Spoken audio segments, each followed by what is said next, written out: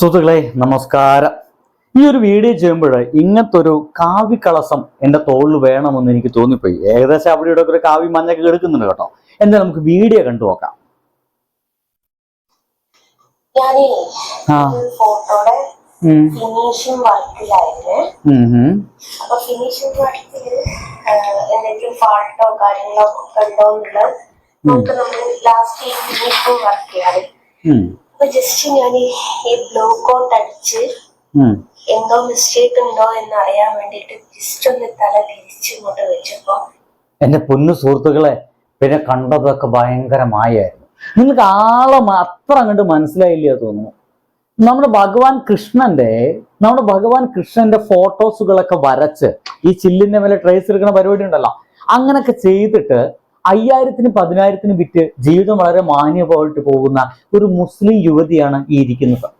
ഈ അടുത്ത കാലത്ത് തട്ടമൊക്കെ ഊരി വലിച്ചെറിഞ്ഞിട്ട് ഞാൻ മുസ്ലിമല്ല, ഞാൻ ഹിന്ദുവുമല്ല, ഞാനൊരു മനുഷ്യനാണ്, എന്നെ മനുഷ്യനാക്കി മനസ്സിലാക്കിയാൽ മതി എന്ന് ഉറക്കെ വിളിച്ചു പറഞ്ഞ ഒരു സ്ത്രീയാണ്. പേര് ജസ്ന സലീം. അറിയാത്തവർക്ക് ഒന്ന് പറഞ്ഞതാണ്. ഒന്നുകൂടി വ്യക്തമായിട്ട് പറയുകയാണെങ്കിൽ ഹിന്ദുക്കളെ മൂഞ്ചിപ്പിച്ച് അല്ലെങ്കിൽ ഹിന്ദുക്കളെ പറ്റിച്ച് ജീവിക്കുന്ന ഒരു മുസ്ലിം യുവതി എന്ന് വേണമെങ്കിൽ ഒന്നുകൂടി വ്യക്തമായിട്ട് പറയാം. ഇനി എങ്ങനെയാണ് പറ്റിക്കൽ? വളരെ വ്യക്തമാണ് സുഹൃത്തുക്കളെ. ഭഗവാൻ കൃഷ്ണൻ ഹിന്ദുക്കളുടെ ഒരു ദൈവമാണ്. ആ ദൈവത്തെ ചിത്രം വരയ്ക്കുന്നത് ഒരു മുസ്ലിം യുവതിയാണ്, ജസ്ന സലീം. പേരൊന്നും മാറ്റിയിട്ടില്ല കേട്ടോ, ഇപ്പോഴും ആ പഴയ മുസ്ലിം നെയിം തന്നെ അങ്ങനെ കിടക്കുന്നുണ്ട്. ജസ്ന സലീം ഒരു മുസ്ലിം യുവതിയാണ്. അപ്പോ സ്വാഭാവികമായിട്ടും നമ്മുടെ നാട്ടിലത്തെ സോക്കോൾഡ് ഹിന്ദുക്കളൊക്കെ വിചാരിക്കുക, ഒരു മുസ്ലിം യുവതി ഹിന്ദു ദൈവത്തിന് ഫോട്ടോ വരയ്ക്കുന്നു. എന്നോടൊക്കെ പല സംഖ്യകൾ ഇങ്ങനെ പറഞ്ഞിട്ടുണ്ടെന്നേ. എന്റെ സുഹൃത്തുക്കളായിട്ട് ചില സംഖ്യകളൊക്കെ, നിനക്കറിയില്ല, ജസ്ന സലീം എന്ന് പറഞ്ഞ പെണ്ണുണ്ട്, മുസ്ലിമാണ്, ഹിന്ദുക്കളുടെ ഹിന്ദു ദൈവമായിട്ടുള്ള കൃഷ്ണന്റെ പടമൊക്കെ വരയ്ക്കും, ചിത്രമൊക്കെ വരയ്ക്കും. അപ്പൊ അവർക്കടക്കം ഭയങ്കര ബഹുമാനാണ് നമ്മുടെ ദൈവങ്ങളോട് എന്ന് എന്നോട് പറഞ്ഞിട്ടുണ്ട്. ഞാൻ അന്നേ കരുതിയാതെ അതിങ്ങനൊക്കെ തന്നെ വരുള്ളൂ. എന്തൊക്കെ ആയാലും ഈ ആയമ്മയുടെ രീതി അങ്ങനെയാണ്. അപ്പൊ സോക്കോൾഡ് ഈ കുറെ സവർണ തമ്പ്രാക്കന്മാരൊക്കെ ഇവന്മാരുടെ ഈ പെൺകുട്ടികളുടെ ഈ ചതിയിലാണ്ട് വീഴും. പച്ചമലത്തിൽ അതിൽ വീണു എന്നർത്ഥം. അപ്പൊ ഒരു മുസ്ലിം യുവതി വരച്ച ഭഗവാൻ കൃഷ്ണന്റെ ഫോട്ടോ വളരെയധികം ഭക്തി പുരസ്കാരം അങ്ങനെ അതോട് കൂടിയിട്ട് വളരെയധികം ഡിവോഷനോട് കൂടിയിട്ട്, മലയാളത്തിൽ ഇടയ്ക്കൊക്കെ നല്ല ഇംഗ്ലീഷ് നല്ലത്, വളരെയധികം ഡിവോഷനോട് കൂടിയിട്ട് എന്ത് ചെയ്യും, അത് അങ്ങോട്ട് എടുത്ത് വാങ്ങിക്കും. എത്രയാ തുക? 5000. എന്ന് അതൊക്കെ എടുക്കണു, എന്നിട്ട് 5000 കൊടുക്കും. ഇതാണ് നടക്കുന്നത്. സത്യം പറഞ്ഞു കഴിഞ്ഞാല് അത്രയ്ക്ക് കാണാൻ ചൊവ്വുള്ള ചിത്രമൊന്നും അല്ല. നമ്മൾ ഈ ചില്ലിന്റെ മേലൊക്കെ ആക്രലിക് പെയിന്റ് ഒക്കെ വരയ്ക്കുന്ന പരിപാടിയാണ്. ഇവർക്കത് ഭയങ്കര ചെലവ് വരുന്നുണ്ട്. ഞാനത് വരയ്ക്കാൻ 3, 4, 5, 6, 8 ദിവസം എടുക്കുന്നുണ്ട്. അതുകൊണ്ട് 5000-ൽ ചെലവ് തുകയാണെന്നൊക്കെ പറയുന്നുണ്ട്.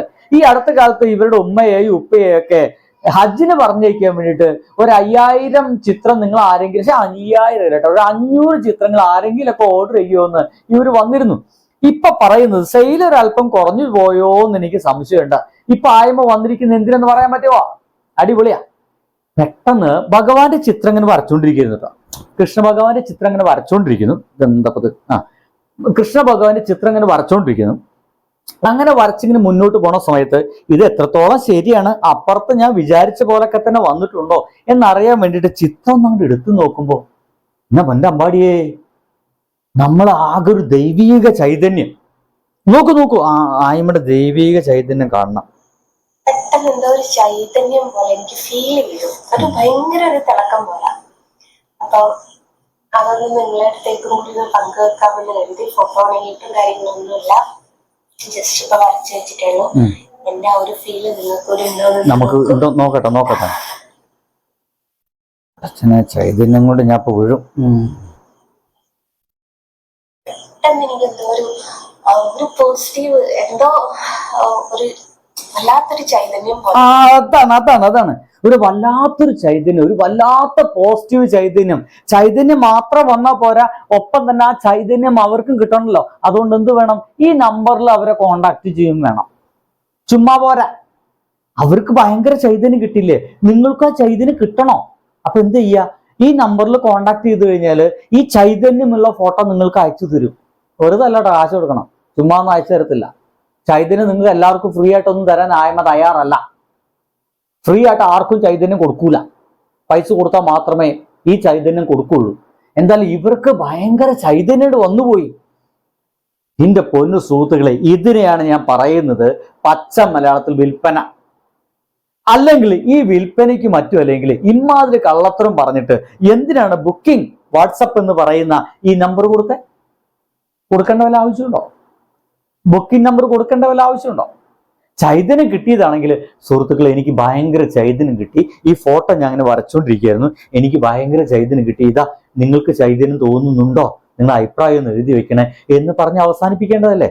പക്ഷെ ആയം എന്താ, ബുക്ക് ചെയ്യാനുള്ള നമ്പർ കൂടി കൊടുത്തിട്ടാണ് ചൈതന്യം നമുക്ക് എല്ലാവർക്കും കാണിച്ചു തരുന്നത്.